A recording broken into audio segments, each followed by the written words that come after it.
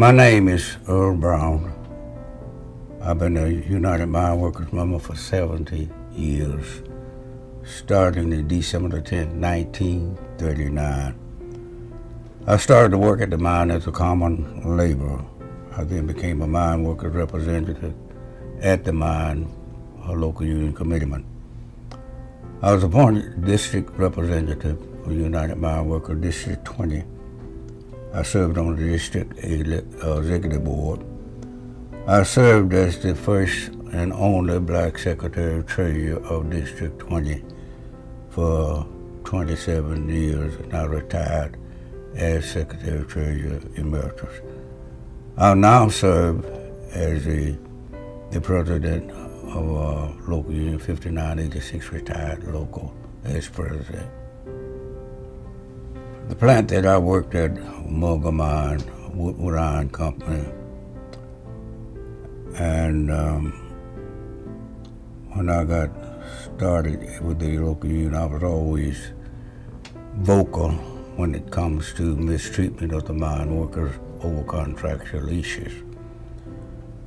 I felt that others were treated unfairly. I always was able to take care of myself. But when they were treated unfairly, so far as wage, benefits, and different from any other employees, I got vocal with it. When I got involved that way, they wanted me to represent them with the company on their grievances, and they elected me as the grievance committee. When I first started working at the mine, it was about 50 cents an hour, 4 hours a day. It's common labor. And your pay didn't start till you got the mine worker fees. The travel time to your work, that was not paid at all. We didn't get any paid holidays, no vacation. And sometimes you went in the mine, if you're loading coal by the time, you might work all day and didn't get any pay at all, because you had to clean up, move rock, get ready to cut your places. So you didn't get any pay at all at that particular time.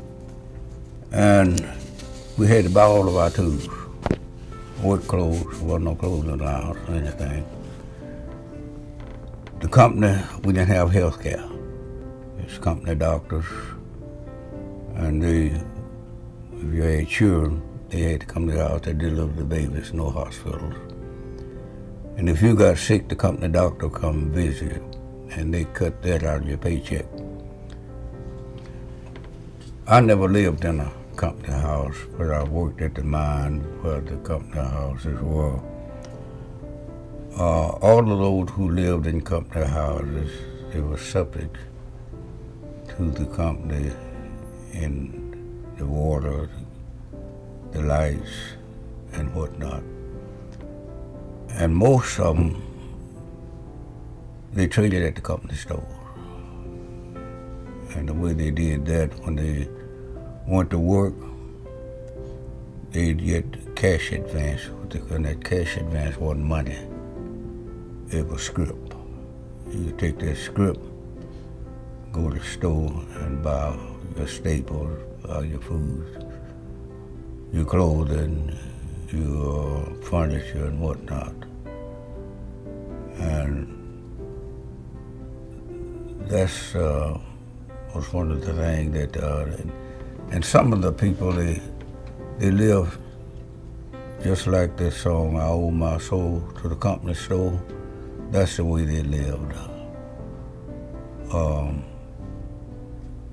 They weren't self-sufficient of themselves, and they had them indoctrinated so that you had to be for the company.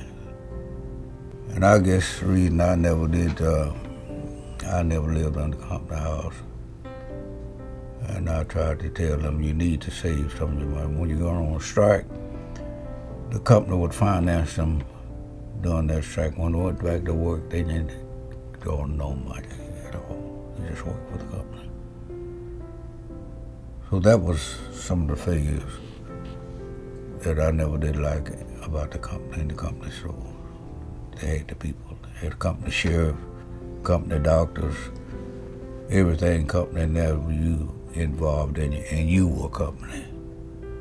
The major struggle that I faced was gaining the respect of the union and management that I was qualified to handle their grievances and their problems. That was one of the major. And I represented them. That was during the days of Jim Crow, segregation, fighting with the company to get equal pay for all the employers instead of some employers. That was my struggle then. After I got to be a district representative, back then segregation was real high. They had what they call Ku Klux and all that type of stuff. And after I got in office, the president, Mr. Harderfield, wanted to keep me in the office. I was only black there at that time as a representative, working on the books and different things there, and didn't send me out on. And they needed someone in Tuscaloosa County as a representative to do some organizing. And the president of that local came in and asked, and he said, well, really I don't have anyone but Earl here, and I don't want to send him down there because I know what's happening down there. I told him, I said, Mr. Harderfield, when I got this job, I got it to do a job. I'll go down there. So when they had that union meeting that day, I went to Tuscaloosa County, and that was the headquarters then of Ku Klux Klan. I got down there, the Union Hall was full, nothing but white faces. When I walked in the door and walked down there, I could feel those piercing eyes in my back. Mr. Marchant, the president, said, this is our new representative who's going to help us organize. So let's give him a hand. He clapped his hand, nobody clapped but him. Then he asked me to get up and speak to him. I did, slowly. I began to tell him about the mine workers, what the advantages was, how many men were killed, and the people thought more, the managers thought more of a mule than a man. So you need to organize. You get higher wages, you get someone to represent you. Fact means I talked about 45 minutes there, and after I talked there and sat down, everybody stood up there and clapped their hands. So I had no more trouble out of the time that I was represented down there, organized and whatnot. I gained the confidence of those men and the respect. I was there 28 years. Every time election came up there, I was elected as representative, secretary of treasury. Rest of them, some of them, they served one time. I remember one, after I got to be secretary of treasury, several of them wanted that job. When the time came, they come and said, Earl, said, I'm going to run against you. I said, well, you're doing a good job. I said, well, I'll be here when the election over. And certainly every time the election come, I'll see you there. When I retired early retirement. It was 2.5 years more on my time that I could, but I took an early retirement. So these are some of the things that have given me the impetus or confidence that I did a good job as a mine worker and still have that respect now for in the mine workers. Yes, I met all the famous union leaders. Johnny Lewis was a great leader at that time. I met him. Tony Boyle was next. Arnold Miller was the next one. I met Sam Church, Rich Trumpka, and current UMWA President Cecil Roberts. The man I most admired during my life was Sam Littlefield. I worked with him about 3 or 4 years in organizing. I was with him in contract negotiation in Washington. They sent me back because of having problems in District 20. And he was murdered there in Washington. Sam would have been the next president, and we think that it was something made up to keep him from being there, because he was a person that was very accurate in organizing, and he knew union work, and he was very popular. So that was my first, I feel, that